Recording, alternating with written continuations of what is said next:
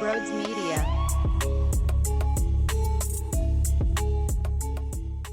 That sucked. Not good. Not good. Not good. It's not over.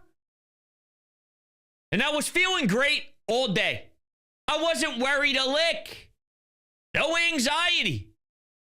Then I watched Sanchez. Change up, change up, change up. Ew!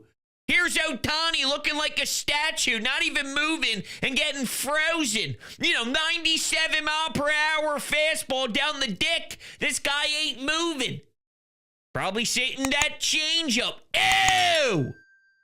Then the sixth happened with 2 outs. And here's the truth. Rob Thompson made one bad decision. One bad decision. And it was a costly one. What's more costly, though? The top of your lineup decided not to show up today. This team is built to have success through an NL MVP candidate. That's how they operate. That's how they generate life. Kyle Schwarber was atrocious. Trey wasn't good enough. Bryce, I know there was the late 8th inning rally set up for the Edmundo Sosa flyout, unfortunately. But the offense was too quiet again. That was the main issue. Rob allowing David Robertson to get the 7th after he threw pretty much every pitch of ball the previous inning. You just got lucky that Max Muncy, I don't know if he got his penis erect. I don't know if he was thinking, hey, 3-0, maybe there's something that's just going to float right in my wheelhouse. I don't know. But ball. Yeah, let's put him in the 7th. And then here's Strom. And here he is not covering his damn glove. Then you got people relaying pitches to Teoscar Hernandez, who takes it to the fucking moon. And now the Dodgers take the lead. So I'm aware of how Rob's one bad decision did truly impact the outcome.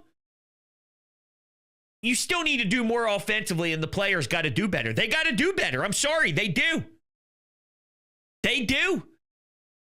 The top of your order. What made this team fun, electric, why they won in September?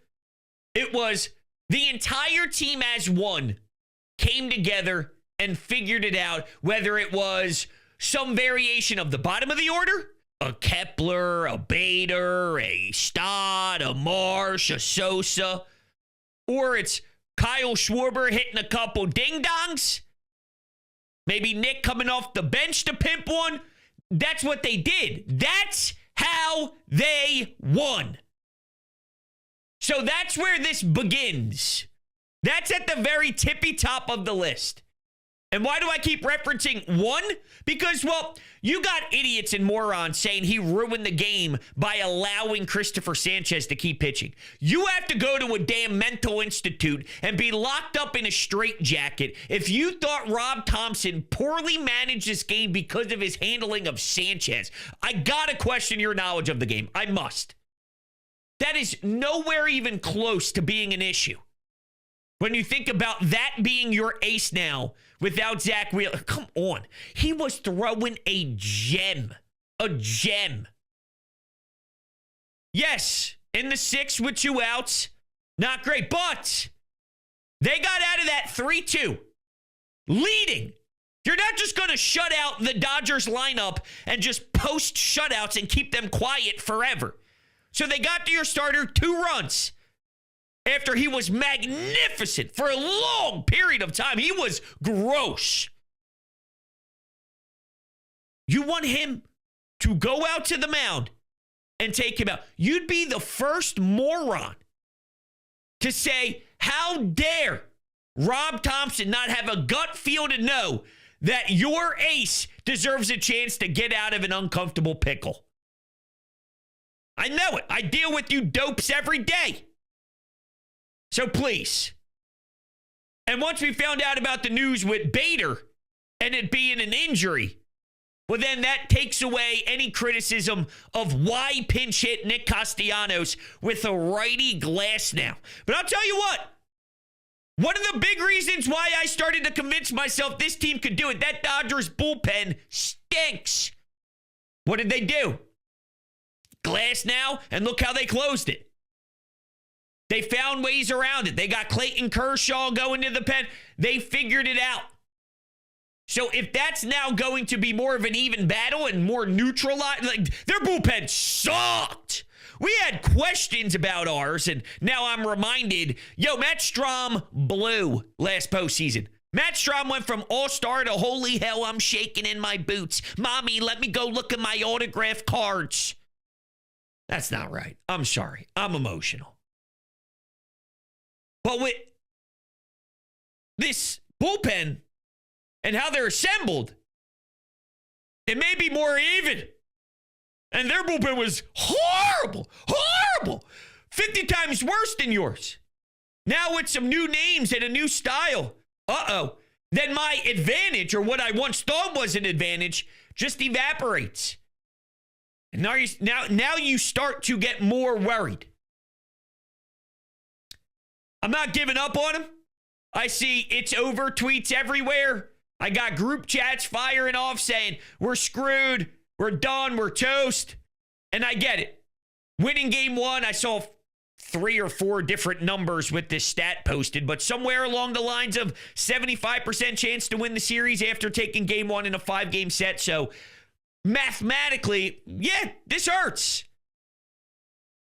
And I talked myself into giving them a shot and opening up my heart and essentially downloading Tinder again. It's time to open up my heart. That's what I said when it turned October, when the calendar flipped, and I said, let's lock in, boys. Let's get after it. All right, I can see why you could win games in theory. I'll fucking bite into that and shove it up my nose, hoping it gets injected into the blood. Ugh. What if Bader can't play? He's getting imaging done for his groin. What if he can't play? You see that catch he made? He's part of the reason why the turnaround happened. So now their bullpen might not be as bad. And now something that gave you a spark, gave you some life, gave you a ton of juice. We got to wait for imaging. And maybe here's Nick's chance to take over. He had a good NLDS against the Mets. He didn't do good when he grounded out into the double play in one of the most confusing, what we thought was a pinch hit at the time, which, wow, that was devastating. But if Nick, after being this high-profile guy, has to now get thrown in and start all these games, and here's your playoff push, dude, and he puts us on his back, there's an element that I wasn't prepared for. But actually, then it's just replacing what I thought Harrison Bader could do. And then, are you the same? Oh, my God, I'm getting too technical.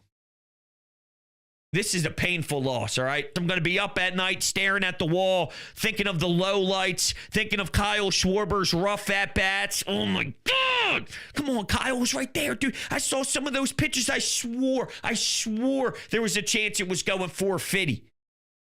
Here he is, out of sync.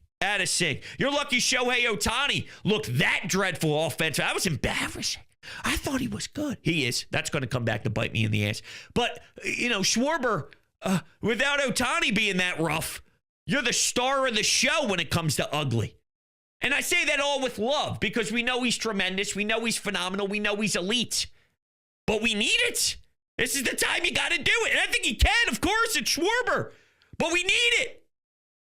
When it's all said and done, we could say X, Y, and Z, and David Robertson this, and those decisions are game-changing. And I'm a Rob Thompson guy. I think he made a mistake. He did. He made a mistake. But it's so hard to generate success, especially against the Dodgers team, with that type of lifeless offense. It was there for a minute. I don't know what was going on in right field. JT's hustling his balls off as he's getting to third. The place is erupting. And credit to the fans. I got to start wondering, though, as much as we say it's bedlam and it's chaos and it's going to overwhelm you and suffocate you, You need, I said this in the other show I did a couple days ago. You need the Phillies to produce. And then the fans are the added layer that makes a 3-0 lead feel like a 5-0 lead. A 1-0 lead feel like a 2-0 lead. And what needs to happen, though, is you keep your fucking foot on the gas. So when you start going, we follow and jump on your back. That's what we do. But you got to supply the initial fucking let's go attitude with your play. That wasn't there. It died out. You thought you had Shohei Ohtani on the ropes. He's looking up in the sky, taking weird deep breaths. People are wondering if this guy had money on the game, and he's trying to calculate, well, hold on. Did I take the money line, the spread? Did I have him as, to hit a home run plus however, whatever?